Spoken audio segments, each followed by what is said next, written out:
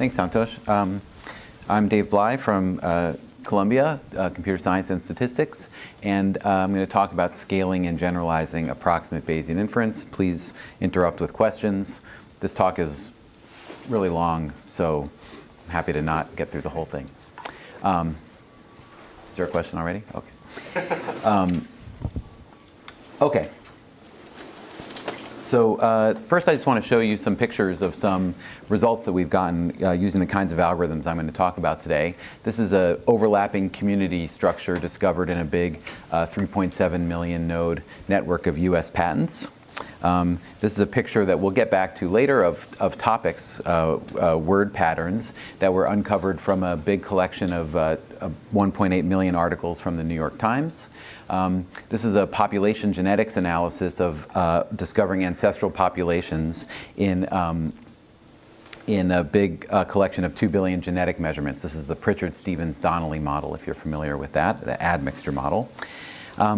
And this is a neuroscience analysis of a massive fMRI data set where we're trying to find significant locations of brain activity and how they are correlated with each other under different stimuli. And this is an analysis of 1.7 million taxi trajectories in Portugal. It's an important problem. And this is done in a I don't know why this keeps happening. Done in a probabilistic programming system called STAN. Hopefully this will stop blinking if I screw this in. Okay.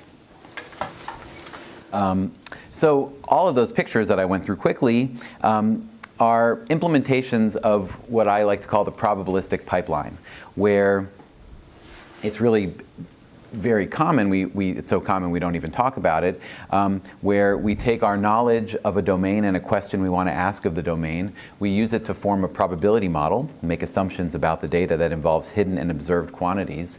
Then we square the model with our data to discover the hidden quantities given the observations. That's the posterior inference problem. It's the focus of today's talk. And then from those discovered patterns, we then form predictions and explore the data set in question. And I like this picture because doing customized data analysis is important in many areas of science and industry. And this pipeline separates these key activities of making assumptions about the data, uncovering patterns. I don't know what's going on here. Maybe I'm going to try a different dongle. They have many dongles here in Berkeley. I can try this one. Okay.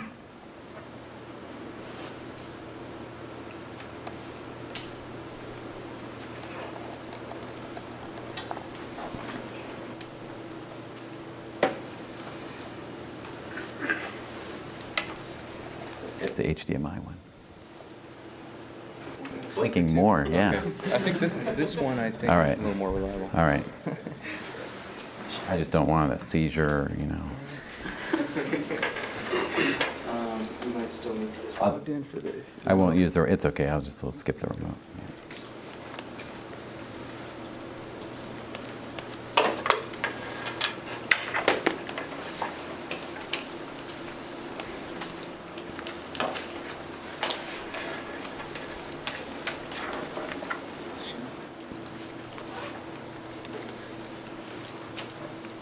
This doesn't even fit in the thing.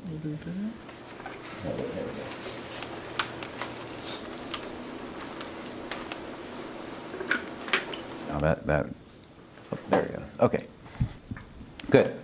So, back to this. I'm not sure what's wrong. Well, anyway, you can kind of see the slide before it turns off. This separates these key activities, and it makes it easy to solve statistics problems collaboratively, because somebody can walk into your office with a big data set and a question they want to answer about it and draw a graphical model on your whiteboard, and then they can leave and you can figure out how to use their graphical model to infer the hidden variables given the observations, and then call them back and take a look at their data.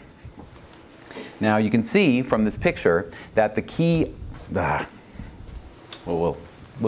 okay. Maybe, do you think it's the computer?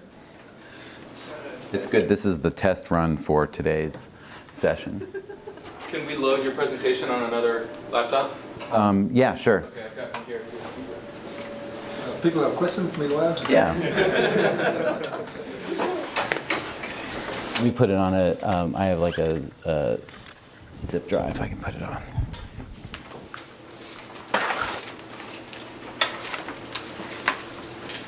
That's weird.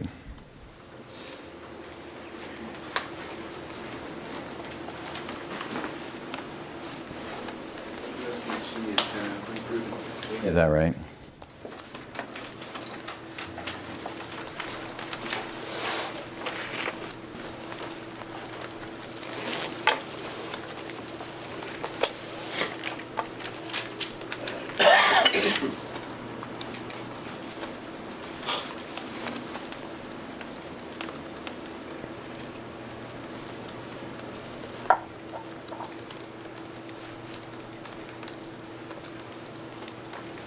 I had so much tutorial fluff in this talk that I'll just skip it all and we can get right to the actual talk.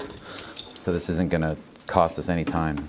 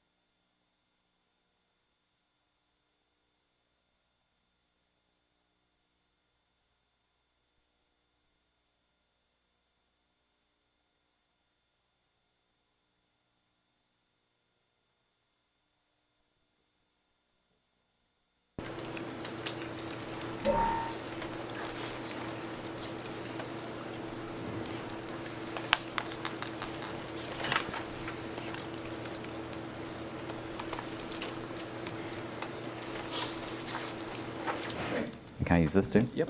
Awesome. All right. Thanks for being patient.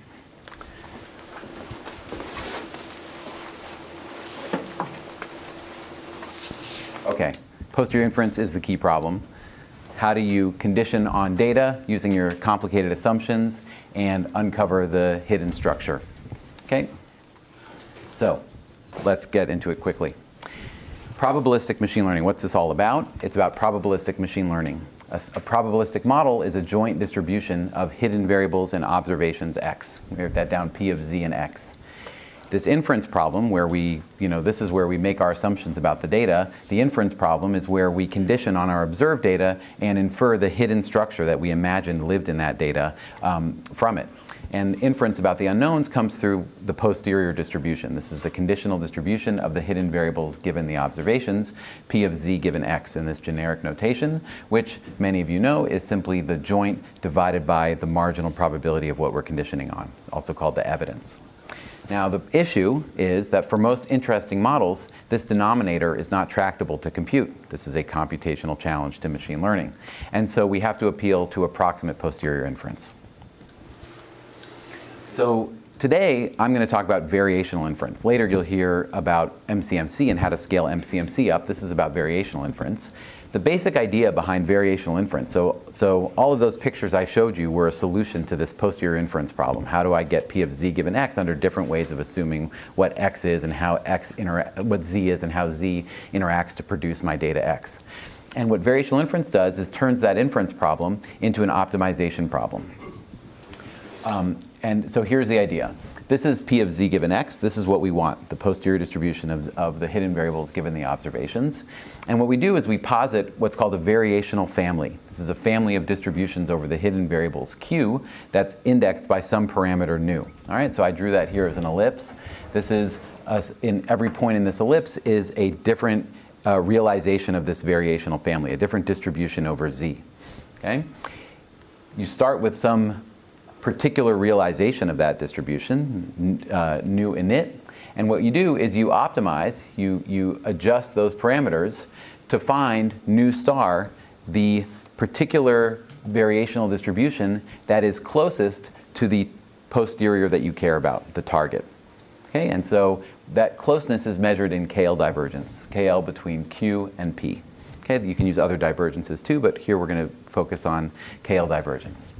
All right, so this picture is all you need to know about variational inference. I have what I care about. I have a family of distributions. It's got a free parameter, and then I optimize that free parameter to find the one that's close to the thing I care about. And then I use nu star as a proxy.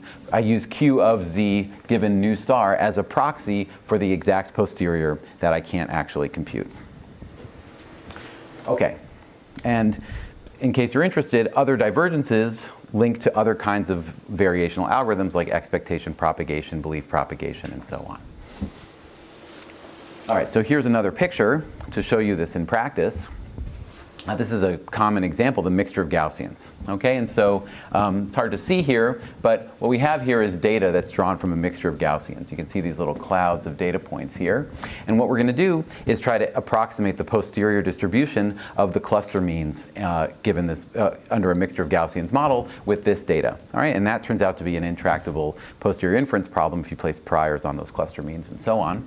And what we're plotting here with these contours is the posterior predictive distribution of the next data point given the observations. And as variational inference proceeds, as we take our approximate posterior and get closer and closer to the to nu star, to the one closest to the posterior, you can see that that posterior predictive distribution gets better and better at capturing the distribution of the data. And here's a picture of the KL divergence getting smaller. It's the same as something called the evidence lower bound getting bigger. We'll talk about that in a bit. Here's a picture of that KL divergence getting smaller as we run this algorithm. Okay, so this picture is the picture of taking this path to find a good approximate posterior. Okay, because of the technical difficulties we had earlier, I'm going to skip the history of variational inference, but I'm happy to talk about it at the end. I'm trying to make up for time. So, in summary, for this background, variational inference approximates difficult quantities from complicated probabilistic models by turning the calculation about that model into an optimization. Okay, that's what variational means. And the theme of this talk is that stochastic optimization makes variational inference better. One, it lets us scale it up to massive data to approximate posteriors for very large data sets. Two, it lets us generalize VI easily to a wide class of models.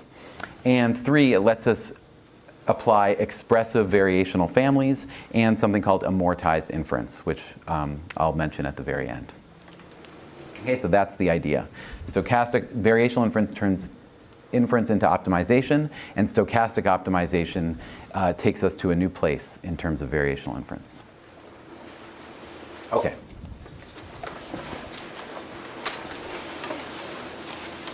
So first I want to talk about mean field variational inference, which is the simplest variational inference algorithm, and stochastic variational inference. Mean field variational inference casts Bayesian computation as a simple optimization, and stochastic variational inference scales to massive data, as I mentioned. All right, so the motivating example we're going to use is topic models. Topic models are a class of probabilistic models of text that are used to form parsimonious representations of the documents so that we can do things like navigate and explore and understand what a big collection of documents is about. So the basic idea is that you ingest a big collection of text and you spit out some kind of interpretable hidden structure in those texts that lets you do things with them. Okay? Topic models are a good example for variational inference because there's a very simple topic model, latent Dirichlet allocation, that I'll talk about now. And it's kind of the simplest complicated example of a probability model that requires something like variational inference. Okay, so what's the idea behind latent Dirichlet allocation, just so we have a model in hand that we can work with? The idea is that a document exhibits multiple topics. Okay, so here's a document from Science magazine, and it's about determining the number of genes that an organism needs to survive in the evolutionary sense. And what we're doing with this document is highlighting different words with different colors. So words like numbers, computer, predictions, analysis, these words are highlighted in blue. These are words about data analysis. Words like sequence, genome, genetic are highlighted in yellow. These are words about genetics. And words like organism, life, survive, words about evolutionary biology, are highlighted in pink. And so the idea behind latent Dirichlet allocation is that if you picked a document out of Science magazine, it would blend different topics. This one blends data analysis, genetics, and evolutionary biology. And different articles blend different topics. And the goal of the model is to take in a big unannotated collection of text and discover what those topics are. That's the idea. Okay? Now what we're going to do, what we did, was embed this intuition into a probabilistic model. Okay, and so I worked on this like many years ago here in Berkeley with Mike Jordan and Andrew Ng. So the model here looks like this. Every topic is a distribution over terms. Okay, so here are some made-up topics. This one has words like brain and neuron with high probability. This has words like data and number with high probability, and so on. And then for each document, we imagine it's modeled as a mixture of these corpus-wide topics. Okay, so this document then is generated by first choosing a distribution over those topics. Okay, so here I chose the distribution that has the data analysis topic, the evolutionary biology topic, and the genetics topic. And then for each word, I choose one of these colored buttons from this distribution. Here I chose a blue button. And then I look up the corresponding topic and I choose the word from that topic. Okay, and this is how LDA imagines documents are written. We draw a distribution over topics, and then for each word we're going to write, we choose a topic and then choose what word it's going to be. Okay, then we turn the page of science, and we're going to write a new article. We're going to choose a new distribution over topics. So the next article might be about evolutionary biology and neuroscience, and we're going to choose its words from those topics. Okay, so you can see this is just like a mixture of Gaussians, but it's a mixture of multinomials. It's different than a typical mixture because I have many, many, many different groups of data, right? I have many documents. Each one's a collection of words. Each one comes from a mixture model where the mixture proportions are unique for each document, but the mixture components are shared across the whole collection. Okay, in statistics, that's called a mixed membership model. Okay, so that's the model. That's our knowledge of the world and the assumptions we're making about it, that documents exhibit multiple topics. Now, here you see what posterior inference is, right? So we only get to observe a big stack of documents. And so what we want to do is calculate the posterior, the conditional distribution of all of this fancy hidden structure that we imagined lived in our collection but that we don't have, conditioned on our observed data. Okay? But of course the rub is we have, we're here in Northern California. We have billions of text documents, and we want to condition on billions of text documents and get out all of these inferences about these hidden variables. All right, and so that's the challenge. The challenge is how do we do this kind of posterior inference at scale? Okay, so as I'm sure you all know, in machine learning, we like to represent our probability models as graphical models. Okay, this is the directed graphical model of LDA, latent Dirichlet allocation. And graphical models are nice because they encode the assumptions we're making about the data as a factorization of a joint distribution of the hidden and observed random variables. This picture, this graph, connects the assumptions that we're making about the data to algorithms for computing with the data, and it defines that posterior distribution that we care about. Okay, and so to read this picture, in case you're unfamiliar, a node is a random variable. An edge denotes a dependence between two random variables. A shaded node is an observation, and an unshaded node is a hidden variable. So that imaginary generative process I described for LDA can be read off of this picture, where there's one more piece of notation. A plate is a rectangle, denotes replication. Okay, so in this picture, we first have our k topics, say 100 topics. Each beta k is a distribution over terms.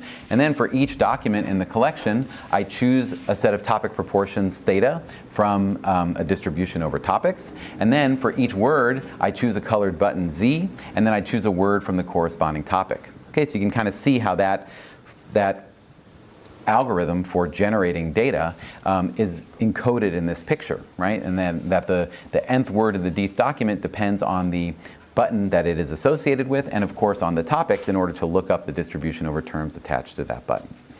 Okay, but what's nice about this is that this really is a formal mathematical object that we can manipulate and work with to develop the algorithms we need to calculate the conditional distribution of all of these hidden variables given the observations.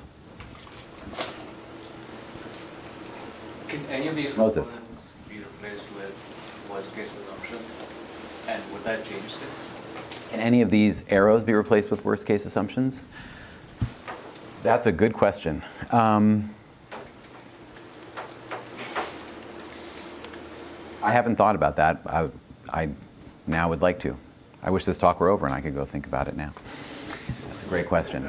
Yeah, so we in statistics and in machine learning, probabilistic machine learning, we typically write these things down and treat these arrows as defining the process, the mechanics by which I get W given beta. But thinking about there being a range of mechanics there is very interesting. Yeah. Okay. So this defines a joint, P of beta, theta, Z, and W. But of course what we're after is the posterior, P of beta, theta, and Z given W. That posterior is the joint divided by the marginal distribution of the observations. That marginal distribution is simply the joint with everything else marginalized out. Okay? And the issue with many interesting models, with all interesting models, is that we can't calculate that denominator, P of W. And that's why we need approximate inference. With approximate inference, when we scale, we get these kinds of topics. So taking those assumptions, 1.8 million articles from the New York Times, this is how I got this picture of meaningful patterns of words in these millions of articles of the New York Times. Okay, so here's one: art, museum, show, gallery, works, artists, street, paintings, exhibition, and so on. Okay, and so how did we get this picture? We set up that model. We ingested 2 million articles from the New York Times. We asked for the posterior distribution of the topics given 2 million articles of the New York Times. And then we just visualized the most frequent words from these topics for each one in order to see what the New York Times is about. Okay, so how did we get there? How do we get that algorithm? So what I want to do now is define a generic class of models that LDA is an instance of, describe the classical mean field variational inference algorithm for that big class of models. So I skipped the history, but variational inference came from ideas from statistical physics that were then ported into probabilistic models kind of independently by people like David Mackay and Jeff Hinton and Mike Jordan. And I'm going to derive the classical algorithm for this big class of models based on that work. And then derive stochastic variational inference, which is how we scale this classical algorithm up to very large data sets. Okay, so first, conditionally conjugate models. This is a generic model. I have what are called global hidden variables beta, local hidden variables zi, and observations xi. All right, and you can see the joint distribution here is the probability of beta times, conditionally independent of beta, the probability of the local and observation given beta. Okay, the observations are x1 through n. Local variables are z, global variables are beta. And the difference between a global variable and a local variable is that the ith data point only depends on its local hidden variable and the global hidden variables. Okay, so you write down your favorite probability model, you can take a look and see what things are conditionally independent, and that helps you divide up your latent variables into local and global. Okay, the goal in this generic model is to calculate the probability of beta and z given x. So some jargon. A complete conditional is the conditional distribution of a latent variable given all of the observations and all of the other latent variables. All right, that's what we call a complete conditional. And we're going to assume that each complete conditional is in the exponential family. Okay, so for example, here's P of beta given z and x. That's a latent variable given all the observations and all the other latent variables. And when I say we're assuming it's in the exponential family, that means it can be written down in this form. Okay, so it's basically, what's important here is that it's proportional to an exponentiated dot product between some parameter, here it's called eta sub g, and the variable itself. Okay, and this exponential family describes many of the distributions that you know, Gaussian, Poisson, Gamma, Bernoulli, and so on. They're all in the exponential family. All right, and so what you can notice here is that we're assuming this is in the exponential family, and its parameter, that's what's called the natural parameter, is of course a function of what we're conditioning on. Okay, so beta given z and x is in the exponential family with parameter eta g, z, and x. And the local variable z, given all of the other variables and all the other observations, first is independent of everything except the global variables and its observation, the ith observation. That comes from this graphical model. And it too is in an exponential family whose natural parameter depends on what we condition on. Okay, so this is an assumption we're making in this big class of models. Now, for the global hidden variable, when we assume that its complete conditional comes from an exponential family, what that means is that it comes from, it's got a conjugate relationship to the pair of zi and xi, okay? And in particular, we can then write the global natural parameter as some hyperparameter alpha plus a sum of a function of these hidden variables and observations.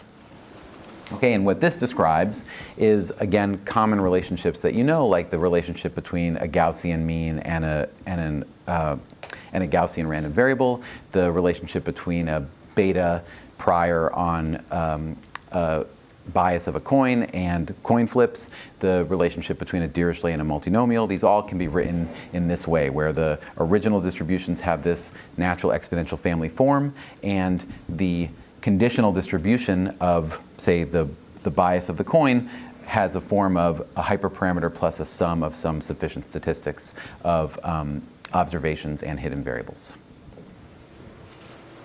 Okay, any questions about this setup?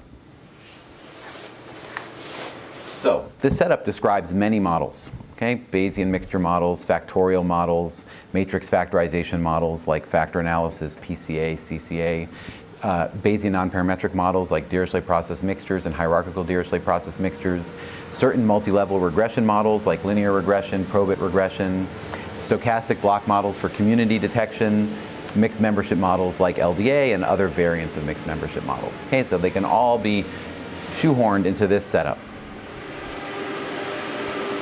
Okay, so in the setup, let's get back to our original goal of approximating the posterior distribution of all the hidden variables given the observations. And what that looks like is minimizing the KL divergence between Q of beta and Z with some free parameters nu, and the posterior P of beta and Z given X. Okay, and just keep in mind, we are now simultaneously doing variational inference for all of these models. Question? Is there a natural way to see that it's the KL divergence you want from the assumptions that you made? Good question. It's not. So the KL divergence is chosen because it makes this optimization problem possible. But one of the open areas in variational inference is to, one, recognize all of the bad properties that the KL divergence has when using it in this context, and there are many. And then two, finding alternative divergences that we can still work with, or alternative optimization methods to alleviate those bad properties. That's a good question. But yeah, so we're going to pick KL and KLQP because it's going to make life easy. Okay, so that's our goal, to find new star. And in variational inference, if you start reading papers about this field, you will hardly ever see the KL divergence. Rather, you're going to see this term called the evidence lower bound, the ELBO. It's coined by John McAuliffe in a paper. And the evidence lower bound looks like this. It's an objective function as a function of the variational parameters. And it's the expected log complete likelihood of all the hidden variables and the observations, plus the entropy of the variational distribution. Okay, this is the ELBO. And the KL is intractable to calculate exactly. The ELBO is equivalent, maximizing the ELBO is equivalent to minimizing the KL. It differs from the KL by a constant, which is in fact that log P of X term that we can't calculate anyway. The ELBO also happens to be a lower bound on the evidence, log P of X. Okay, now KL divergence is intuitive. We know it as a distance between distributions, or not a real distance, but a type of measure of closeness of two distributions. The ELBO is interesting to look at in and of itself. So it trades off two terms. The first term, right, if you just stare at this term, then if I'm maximizing the ELBO, then I want variational parameters that capture the likelihood of the data that I observed, right? If you divide this up into log p of beta plus log p of z plus log p of x given beta and z, then that last term will dominate, and this will want Q to place its mass on the configurations of beta and z that have high likelihood for the observations. Okay? So this is like finding a map estimate. If I only optimize this term, I'm finding a map estimate. But this entropy term, of course, prefers Q to be diffuse, prefers Q to spread its mass around different configurations of the latent variables. And so the elbow is explicitly trading off these two terms. And this is what we're optimizing when we do variational inference. Now, one caveat, the elbow is not convex. Okay, so this is seems to be a theme in machine learning these days. Let's not worry about not convex objective functions. They do a good job. Okay, and the elbow is going to be one of those, and this is also an interesting open area of research in variational inference. Can we characterize the elbow? Can we understand why optimization seems possible? What kind of optimums are we getting, and so on? Okay, so we've set up our problem a little more formally. We have a big class of models. We have an objective function, but we need to specify the form of Q of beta and z. This is where the mean field assumption comes in. So we need to set up, in other words, what these variational parameters are that I'm optimizing. And we're going to use what's called the mean field family, which is a fully factorized family. It says that every variable, beta and zi for each observation, comes from its own distribution with its own variational parameter. All right, so here we denote Q of beta has variational parameter lambda, Q of zi has variational parameter phi. All right?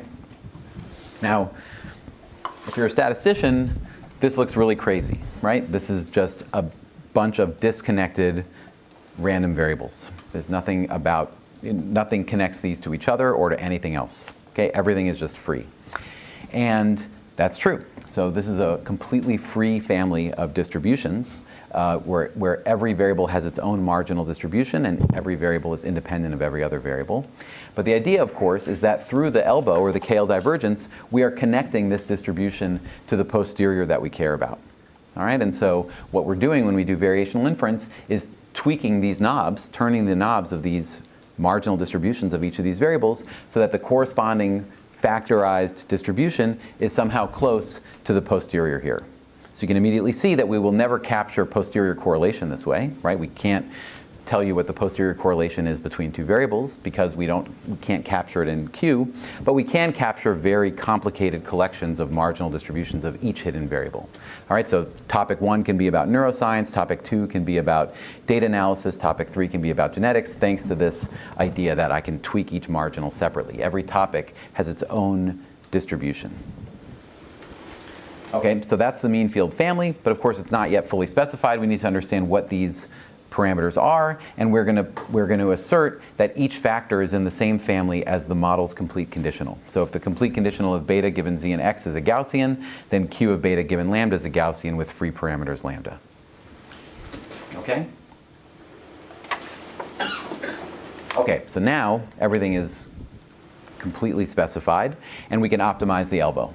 The elbow is a function of lambda and phi, and traditional variational inference uses coordinate ascent. It has a bank of variational parameters, and it iteratively optimizes each one, holding all the other ones fixed. And what you can show when you work out all this math is that doing coordinate ascent variational inference amounts to this. Set lambda star equal to the expected value of the natural parameter of the complete conditional, and then set phi star equal to its expected value of the natural parameter of the complete conditional. Remember, the complete conditional natural parameters are functions of these other hidden variables. We can take expectations of them with respect to Q. That's holding everything else fixed because of the mean field assumption. And so this gives us a coordinate ascent algorithm that marches uphill in the KL divergence, or downhill in the KL divergence, uphill in the elbow, by iteratively optimizing each parameter. All right, notice if you are interested in Gibbs sampling, the relationship to Gibbs sampling, right? Gibbs sampling iteratively samples from these complete conditionals. Here we iteratively set these parameters equal to something related to the same complete conditionals. And again, I emphasize the elbow is not convex. So this is going to go uphill. It's going to find a local optimum.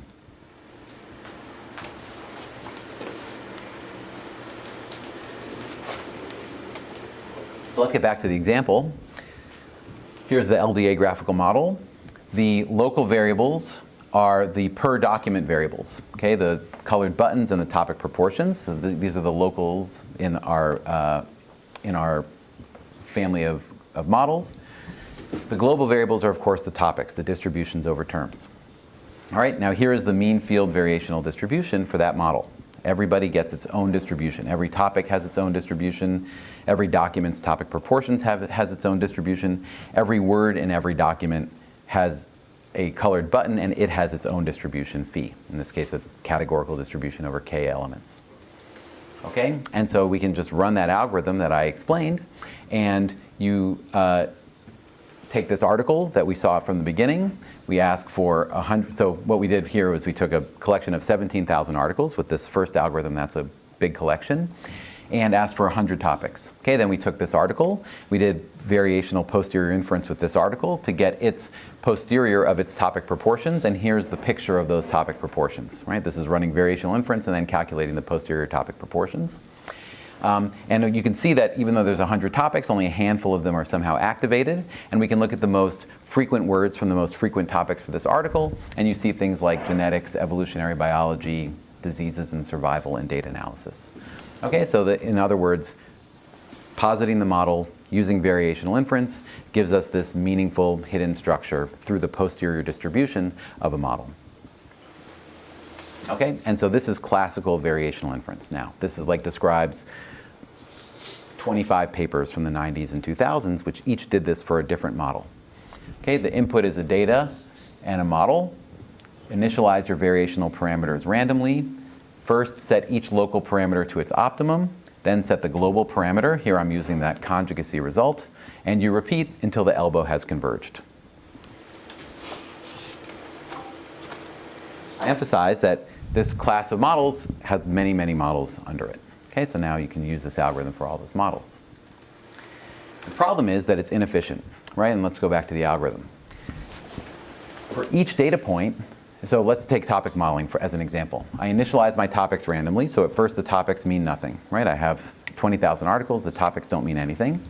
And now I go through each article and I painstakingly figure out how it represents those topics, those garbage topics that I started out with. Okay, so I march through all 20,000 articles, understanding how it represents those topics, and then I update the topics to something hopefully more meaningful and repeat. Now, this is inefficient because we have to do local computation for each data point at each iteration, and then aggregate them to re-estimate the global structure. And so this can't handle massive data set. I had 17,000 articles, which is small. If I had millions of articles, then that first step would be painstaking. And again, the topics are meaningless anyway. It doesn't make sense to go through them all. And so the way to scale variational inference up to massive data is with stochastic variational inference. Question? Yeah. You mentioned several special cases. Is this convex for some of those special cases, the elbow objective? I'm not sure. Yeah. It's not even a conjecture because I'm just kind of guessing, but I imagine that maybe it's convex when exact inference is possible anyway, but I'd have to think more about it. Yeah. Okay, so how are we going to scale this up?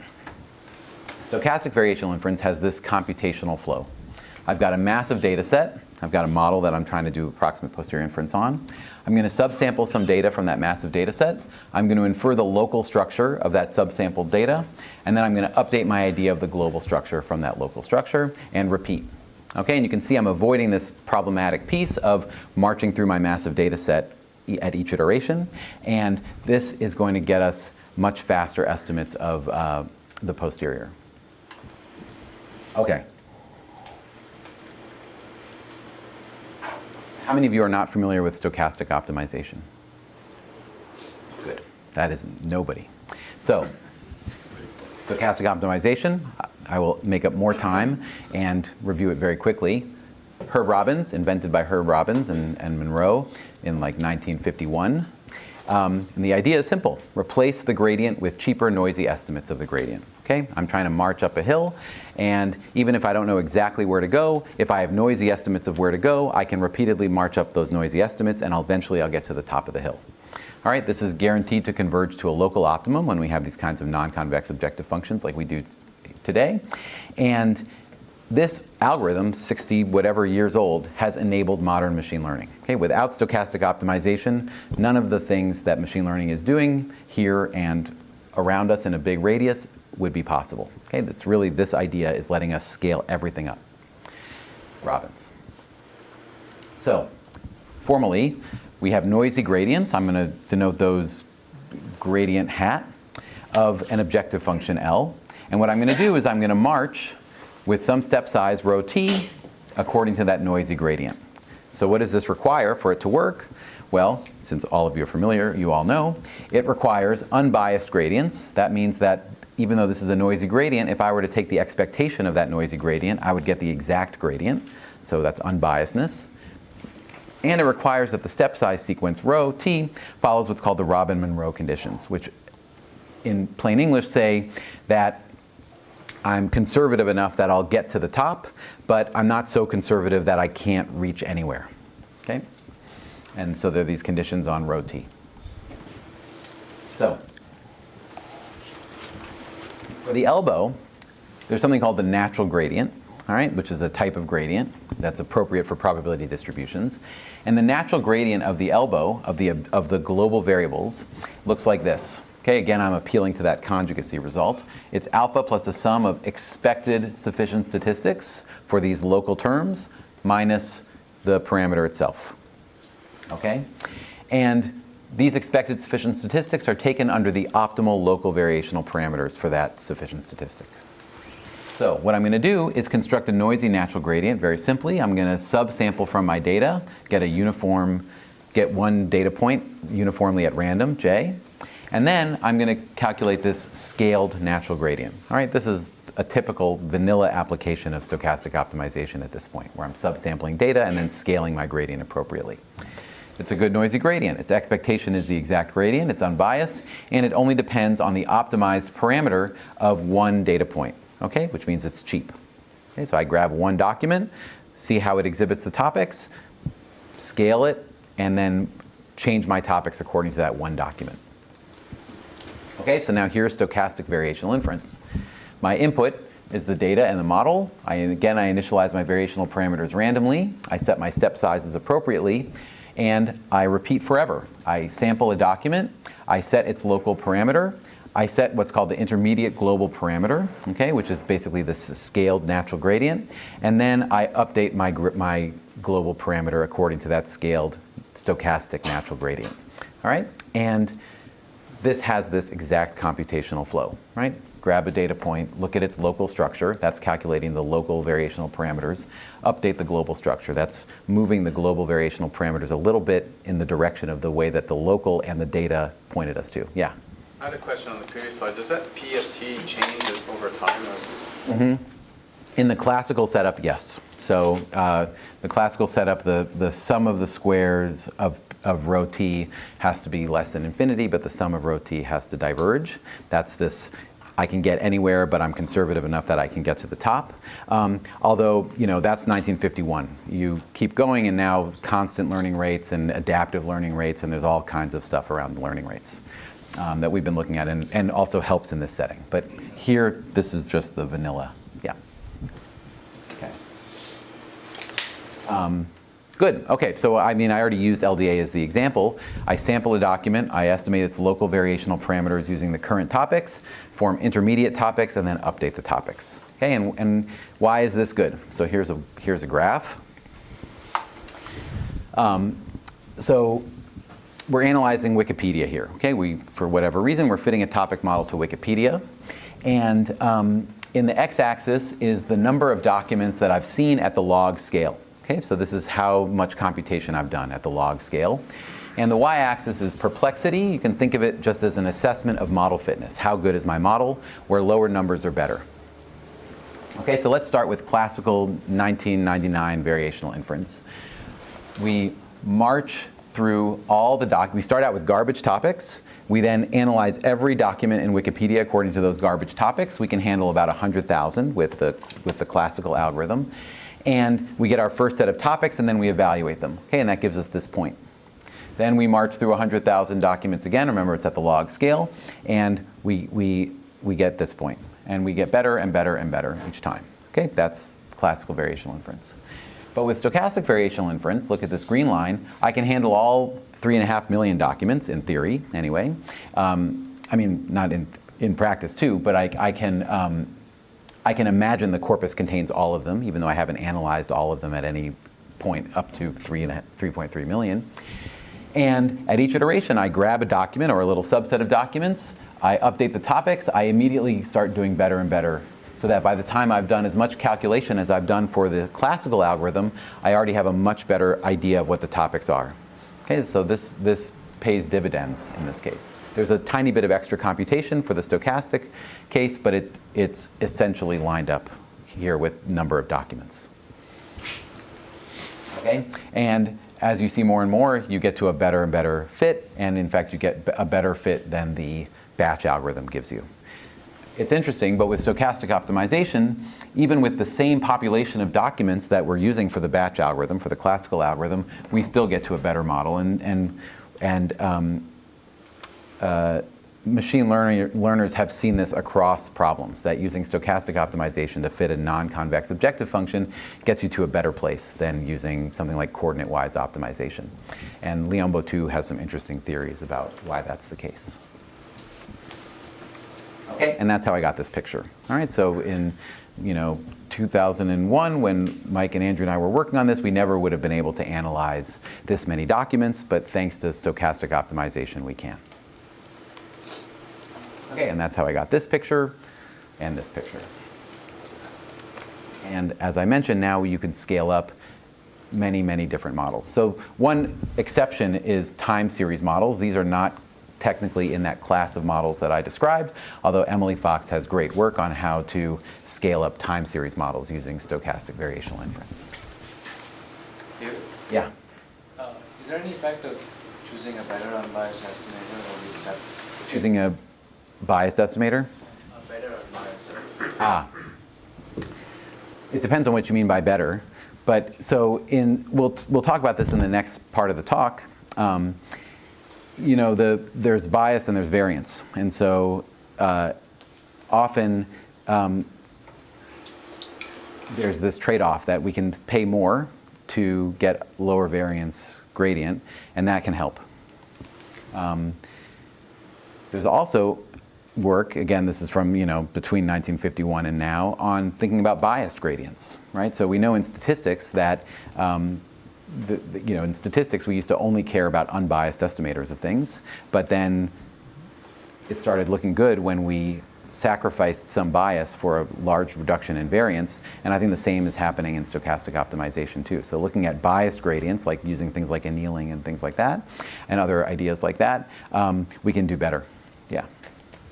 And the variance of the stochastic gradient is going to play a big role in the second part of the talk. Well, it won't play a big role in the talk, but it's important to deal with in this, what I'm going to describe next. Yeah. Other questions? Okay, so that was one way to use stochastic optimization to help us do approximate posterior inference. Now I want to talk about something called black box variational inference, which is a variation of the same theme. It's another way to use stochastic optimization to give us more power to variational inference. All right, and the idea is Monte Carlo gradients. Okay, so Monte Carlo gradients enable black box variational inference, by which I mean algorithms that efficiently perform Bayesian computation in any model. I'm in charge of the time, right? Okay, that's great. No, that's good. So I'm in charge of the time today. So I'm going to give myself 5 more minutes.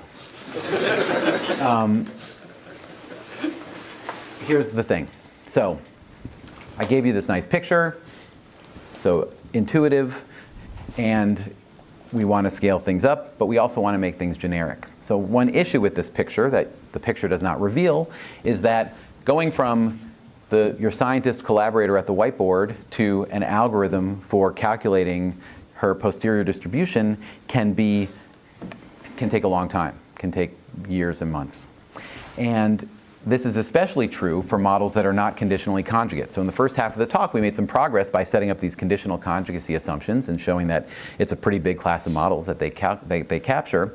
But there's actually lots of models that are not in that set.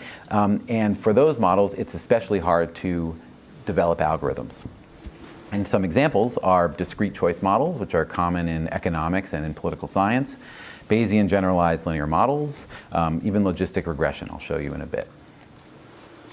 So the idea behind black box variational inference, the goal, is to be able to easily use variational inference with any model. Okay, so if you're familiar with MCMC, it's kind of like we're trying to come up with the Metropolis Hastings of variational inference, the thing that we can use on everything. Our goal is that there are no exponential family requirements, so I don't have any requirements on the complete conditionals or the priors or the likelihoods, and that there's no mathematical work beyond specifying the model. Once you draw your graphical model and identify what each of those arrows are, we don't want you to have to do any more mathematical work. Okay, and the way it works is we sample from Q. So we have an estimate of the variational distribution, and we sample from it, or a related distribution. We form noisy gradients then, without doing any model-specific computation, or calculation, and then use stochastic optimization. So somehow this sample from Q is going to get us to a noisy gradient of the elbow. I think, do you have a question, or just Arm? You have a question. So you can't guarantee that your gradients are unbiased then? Our gradients are going to be unbiased. Yeah, I'll show you. Yep. Okay, so I had that list before. Here's a list of a sampling of non-conjugate models. Really, any model if you dream of a model on the beach without any kind of constraints, you're going to come up with a non-conjugate model, I think. So nonlinear time series models, deep latent Gaussian models, models with attention, but like I mentioned, Bayesian generalized linear models, stochastic volatility models from finance, sigmoid belief networks, correlated topic models. A small variant of LDA suddenly becomes non-conjugate. Something called deep exponential families, which we've worked on, a way of doing deep learning in the context of probabilistic models, Bayesian neural networks, and so on. These are all examples of models that don't enjoy those complete conditionals being in the exponential family. Okay, and one simple one, as I mentioned, is logistic regression, Bayesian logistic regression. It should be the simplest model, but it's not. So, imagine, I'm going to just show you why this is hard.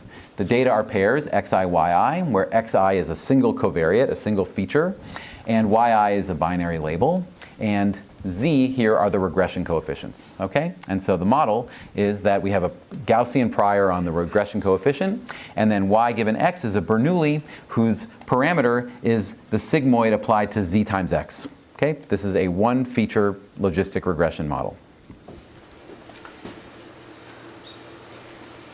Now, let's make it even easier. We only have one data point, okay? So you see one binary label and one feature, all right? And the goal is to take this data point and condition on it and approximate the posterior coefficient, P of z, given x and y. So the variational family, Q of z, let's make it a normal. We had a normal prior on z. Let's make the variational family normal. And it, of course, has parameters mu and sigma squared, a mean and a variance. So here's the elbow. Okay, it's the expected log P of z minus log Q of z plus log P of y given x and z. This is another way to write the elbow. I just took the chain rule here on the joint, and then here's the entropy. And if I write that out, I get this expression. But of course, I have this, and I can take the expectations of a bunch of the terms, right? And here I've taken those expectations analytically with respect to the variational distribution. That's why you see the variational parameters appearing here. But then I have this term, expectation log 1 plus x xz. Okay, and I can't take that expectation analytically. All right, and we're stuck. Okay, so if we can't calculate the elbow, we can't optimize it. So what are some options? Well, over the years, researchers have come up with several. One is to derive a model-specific bound. Okay, so this is Mike Jordan and Tommy Yakola in the early days of variational inference worked with this in 1996. Michael Braun and John McAuliffe adapted it to discrete choice models in 2008. There have been other papers too. Okay, so these are model-specific bounds, meaning I've got this model, I know I care about it, I'm going to work hard to approximate the elbow for this model and optimize that approximation. And another approach is to use other approximations that are more generic but still require model-specific analysis. Okay, so I worked on this with a student, Chong Wang, in 2013. Knowles and Minka's paper is another instance of this type of approach to non-conjugacy. Okay, but neither satisfies our criteria for generic inference, right? These both require that you sit down with your model and do a little bit of work. So what's the key idea? The key idea and this will get to your biasness question, is to write the gradient as an expectation. Okay? And so this is called the score gradient. Okay? So if you download some papers about variational inference in NIPS and ICML, sometimes you're going to see the score gradient right now. And the score gradient looks like this. It's an expectation with respect to Q of a product of two terms. This term here, log P of x and z minus log Q of z, I call that the instantaneous elbow. Okay, so this is like the elbow at z. Okay, times derivative with respect to new log Q, which is called the score function. Okay, so this gives us, you can show in a few lines of algebra, this is a valid, not a valid, this is the gradient of the elbow. Okay? It's been invented several times. It's sometimes called the likelihood ratio or reinforced gradient. There's some old and new citations here. Now, once you have the gradient as an expectation with respect to Q, you can construct noisy unbiased estimates using Monte Carlo. Right? You just sample from Q and then take those samples and calculate a Monte Carlo estimate of that gradient. All right? And this satisfies these black box criteria. There's no model-specific analysis needed because all I need to evaluate this is I need to know the score function. Okay, but that's a property of the variational approximation. I can store that in a library and use it over and over again in many different models. And I need to evaluate log P of x and zs, but that's just writing down the model. You have to be able to evaluate that. Well, that's not true. There's a whole other subfield of likelihood-free inference. But in many models, writing down the model means you can calculate this log joint. And you need to be able to calculate log Q, the density of the variational approximation, which again doesn't have to do with the model. Okay, so this satisfies these black box criteria. And here's the algorithm. It's just stochastic optimization using stochastic gradients as defined by those Monte Carlo approximations. Okay. Here's just some examples of things you would store in a library that you could then reuse across models. Here's the score function, here's the log density, and here are different types of latent variables that you might employ in your model. What's the form of a model-dependent term? What's that? What's the form Of this, log P of x and z? That's just the joint distribution. So you write down, in logistic regression, it's just the log probability of the data given a realization of the hidden variables. So that's often easy to calculate. It's just when you need to marginalize things out that it's difficult. Okay, so, but this speaks to your question earlier, Moses, that this doesn't work out of the box. Okay, so you have to control the variance of this gradient. That's the variance of that simple gradient is going to be much too large for it to be useful. You have to have such a small learning rate that it takes forever to fit. And so in our paper about this, we have a bunch of different tools that we use to keep unbiasedness but reduce the variance. Things like Rao-Blackwellization and control variance. And then subsequent work by others has used things like importance sampling and other techniques to lower the variance of these gradients. Here too, we use adaptive learning rates, these more elaborate learning rates that aren't simply the Robbins-Monroe learning rates, but things like the Adagrad and others, RMS prop, to manage the optimization. And you know, even though, so we're doing Monte Carlo estimation here, but we can subsample the data within that and do stochastic variational inference inside black box variational inference to scale this up. Okay, so this is score gradient black box variational inference.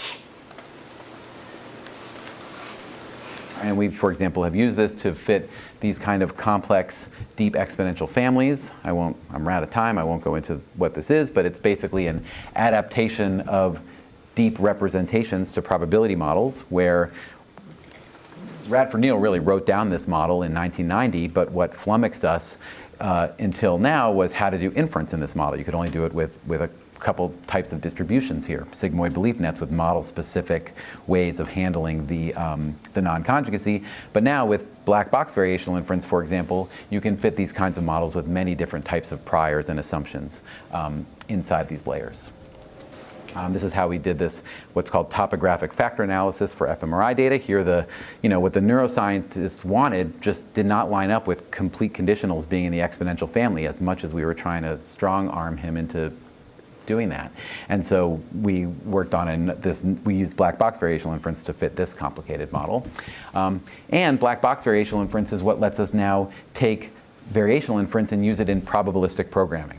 Okay, so in one sentence, probabilistic programming is exactly what it sounds like. Good. Okay, so in probabilistic programming, what happens, in regular programming, you write a program and you compile that program down into an executable that runs the program. In probabilistic programming, you write a model down as a program, right? We described LDA almost as a program that generates data. You can write your favorite model down, or model you just made up today, as a program that generates data. And then, instead of compiling that into an executable that generates data, compile it into an executable that takes data as input and spits out inferences. Okay, it's a very natural idea of what we would want out of a system that helps us automate inference. But of course, the rub is that probabilistic programming requires methods of deriving inference algorithms from programs, i.e. probabilistic programming compilers. And these kinds of ideas, black box variational inference, enable that. So for example, we have a variant of this type of algorithm now implemented in the STAN programming system that lets you run variational inference with a model you wrote down without having to do any work at all, except for writing the model. Okay, and again, here's another collection of non-conjugate models. Okay, so I wanted this to be a tutorial about modern VI, and there are two ideas that were left on the table. So I want to just very quickly describe them so that you're primed when you read about them more carefully. You can maybe understand something more. Okay, and those two ideas are the reparameterization gradient and amortized inference.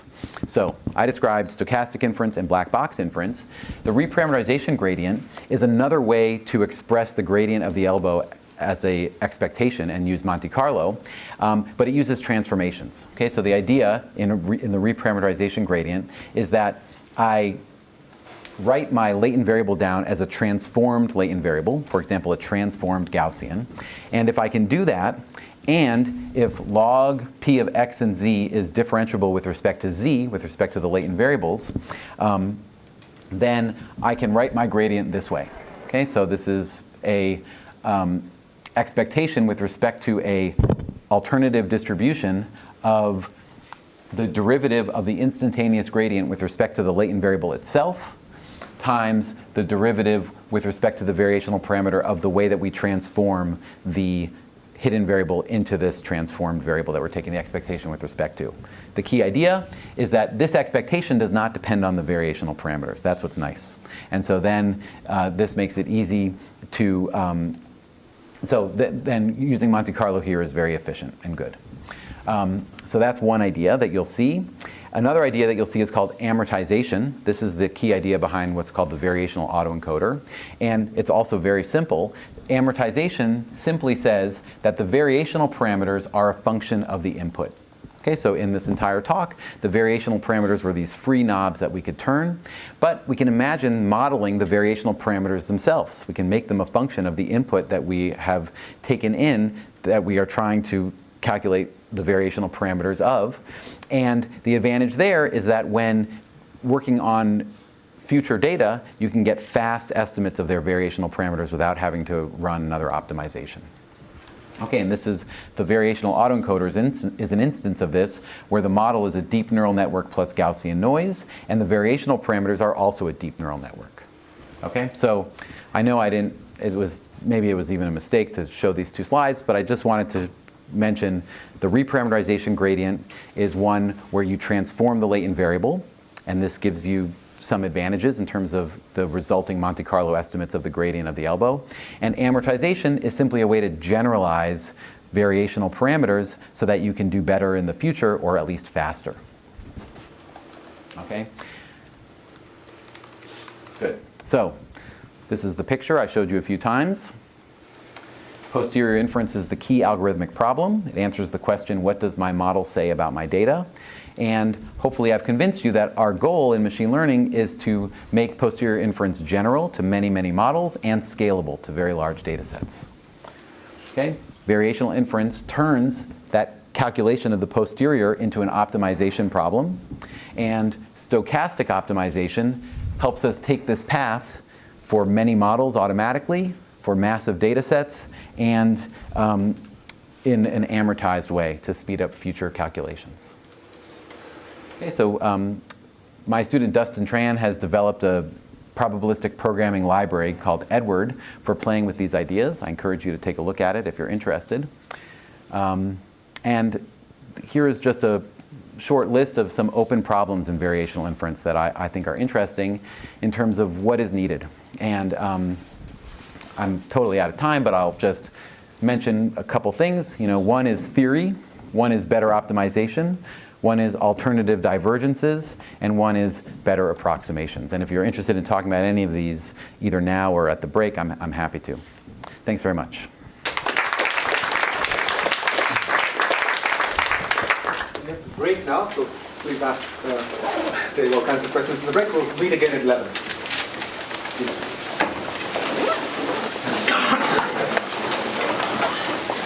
Sorry, Santosh, I took a little too long. Yeah.